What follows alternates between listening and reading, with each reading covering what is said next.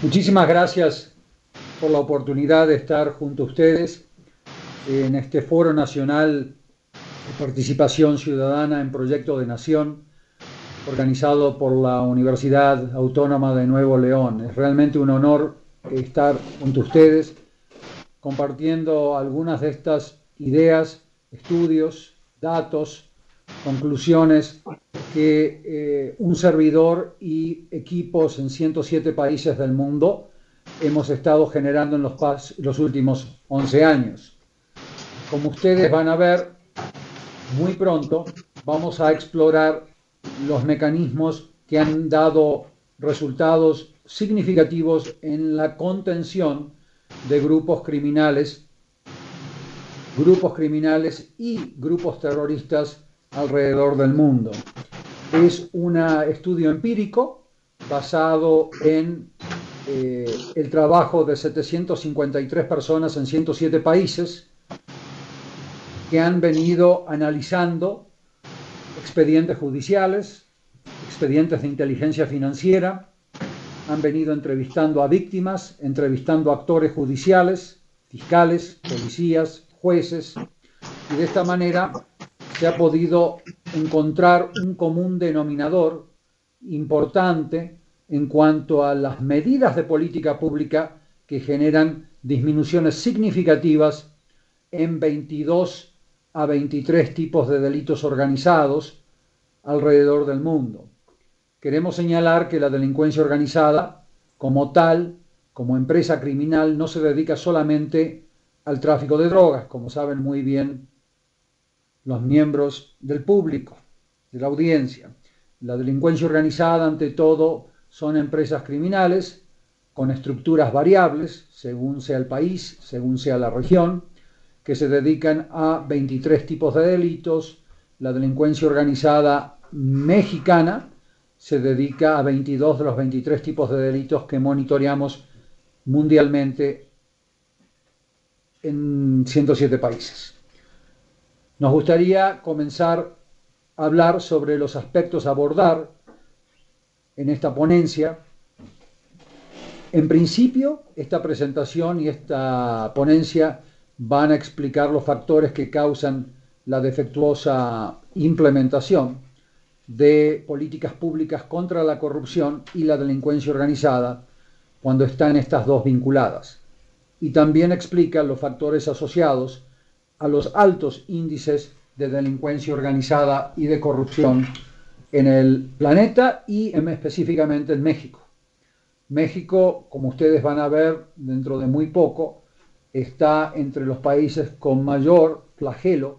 mayor frecuencia de delitos organizados. Cuando hablo de delitos organizados, repito, estamos hablando de 22 tipos de delitos organizados de los 23. En México la única excepción es tráfico de material radioactivo. El análisis de estos factores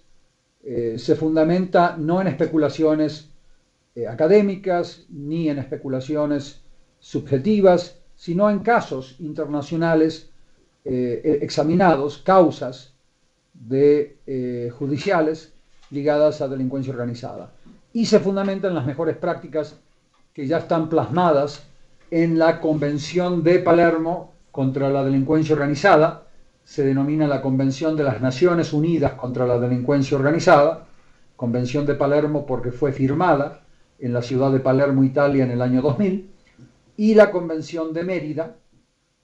contra la corrupción, también otra convención de las Naciones Unidas. La Convención de Mérida fue firmada en diciembre del 2003 en la ciudad de Mérida, México. Estas dos convenciones han sido ratificadas, no solamente firmadas, sino ratificadas solemnemente por más de 130 países, incluyendo a México, y por lo tanto en México estas dos convenciones, cada una de sus cláusulas, debería tener fuerza de ley y estar siendo implementadas. Sin embargo, como ustedes van a ver en poco tiempo también, estas dos convenciones no han sido implementadas adecuadamente. En el caso de la Convención de Mérida contra la corrupción, México está implementando solamente un 23% de sus cláusulas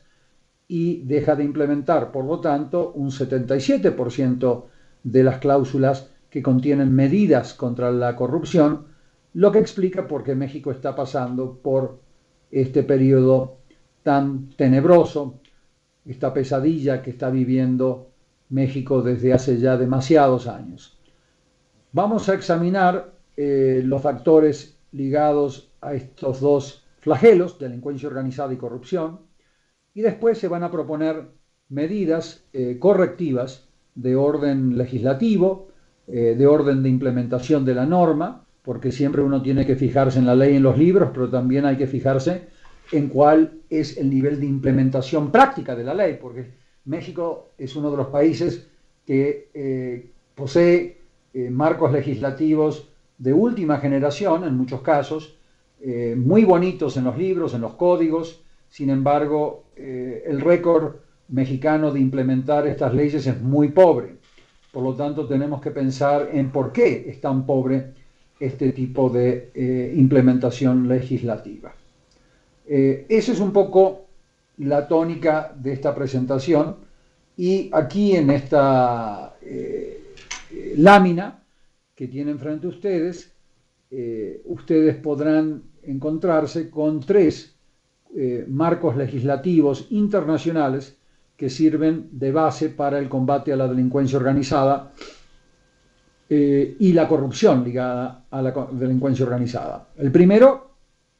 es lo que ya les comenté, la Convención de Mérida, la Convención de las Naciones Unidas contra la Corrupción, que contiene medidas preventivas, medidas represivas, medidas de prevención social, donde la sociedad civil tiene un rol fundamental, que hoy en México todavía está ausente, y por lo tanto los países que han implementado la Convención de Mérida en la mayoría de sus cláusulas ve disminuir los niveles de corrupción privada y los niveles de corrupción pública, porque la Convención no solamente cubre corrupción en el sector público, sino también corrupción en el sector privado. Cuando hablamos de corrupción, si bien la Convención no define legalmente qué quiere decir corrupción, sí establece los tipos penales o los tipos de corrupción que deben estar incluidas en los códigos penales. No estamos refiriéndonos nada más que a soborno. Delitos como conflicto de interés, tráfico de influencias, tan comúnmente encontrados en países donde la delincuencia organizada hace uso del tráfico de influencias y del conflicto de interés para poder capturar al Estado al más alto nivel, también está tipificada en la Convención de Mérida. La Convención de Palermo, que es la segunda convención ONU, que ustedes podrían revisar cuando tengan el tiempo necesario para leer sus cláusulas, es una convención que fue ratificada por México ya en esta década pasada, y que encuentra su reflejo en la ley federal mexicana contra la delincuencia organizada, que cumple bastante bien con las bases fundamentales de la Convención de Palermo. La delincuencia organizada está bien definida en la ley mexicana,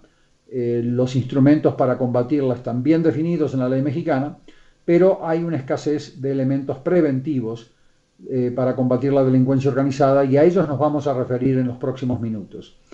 Por último, tenemos las 40 recomendaciones del Grupo de Acción Financiera Internacional, GAFI, Grupo de Acción Financiera Internacional, que son recomendaciones que la comunidad internacional delineó para prevenir y combatir el lavado de dinero. Estas recomendaciones son esenciales para atacar la esencia misma de la delincuencia organizada en su faceta de empresa criminal. Entonces, en ese sentido, tenemos que entender la Convención de Palermo, la Convención de Mérida, los 40 recomendaciones GAFI como esenciales y parte de un solo bloque de políticas públicas que deberían ser implementadas al mismo tiempo. Las diferentes facetas de la Convención de Palermo y de Mérida van a ser mencionadas en unos minutos, pero comencemos a plantearnos cuáles son las premisas fundamentales que guían nuestros trabajos aquí en México y en otros países del mundo. Primero, los altos niveles de corrupción pública y privada, cuando a la vez son crónicos y sistemáticos y sistémicos, normalmente nacen de la omisión y o acción de un poder político que se ejerce de manera discrecional con deficientes pesos y contrapesos institucionales aplicados al control de la decisión política. O sea, países que están sobrellevando una transición política donde pasan, por ejemplo, de un sistema autoritario, como fue en la Unión Soviética, a un sistema diferente, político, donde partidos compiten durante procesos electorales. Esos países que están en un proceso de transición normalmente poseen muy bajos niveles de gobernabilidad política, sus instituciones están siendo delineadas, están siendo desarrolladas y por lo tanto en ese sentido nos encontramos ante un problema grave de falta de aplicación de reglas. Deficientes pesos y contrapesos en la decisión del Poder Ejecutivo hacen que existan abusos de discrecionalidad muy frecuentes. Este tipo de ambientes institucionales nocivos se traducen luego en un pacto de impunidad, ya sea tácito o explícito, que es lo que hoy vive México en muchos sentidos. Les doy un ejemplo claro, donde fuentes de inteligencia militar mexicana dan cuenta que más del 50% de las campañas electorales en todo el país, en realidad las frecuencias son entre un 55% y un 75% de las campañas electorales en todo el país, dependiendo de la región, tienen sus campañas electorales infiltradas por dineros criminales provenientes de delincuencia organizada. Esta infiltración puede ser a sabiendas o no del candidato, pero la infiltración existe.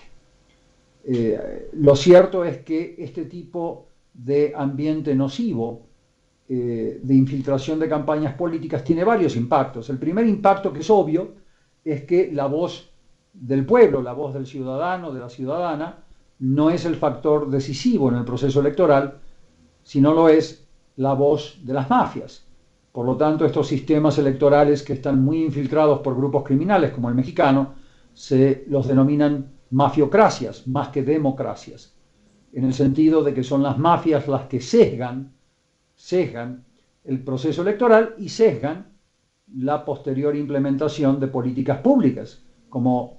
consecuencia del proceso electoral. Por lo tanto, esto es nocivo en el área política, es nocivo en cuanto al desarrollo de la democracia mexicana y de las democracias de todos estos países que están en este momento sobrepasando este tipo de flagelos como México. Muy bien,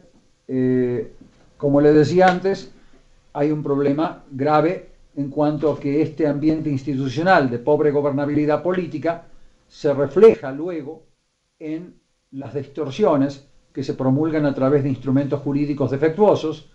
que generan muchas veces poca coherencia, poca consistencia y poca predictibilidad en la aplicación de la norma.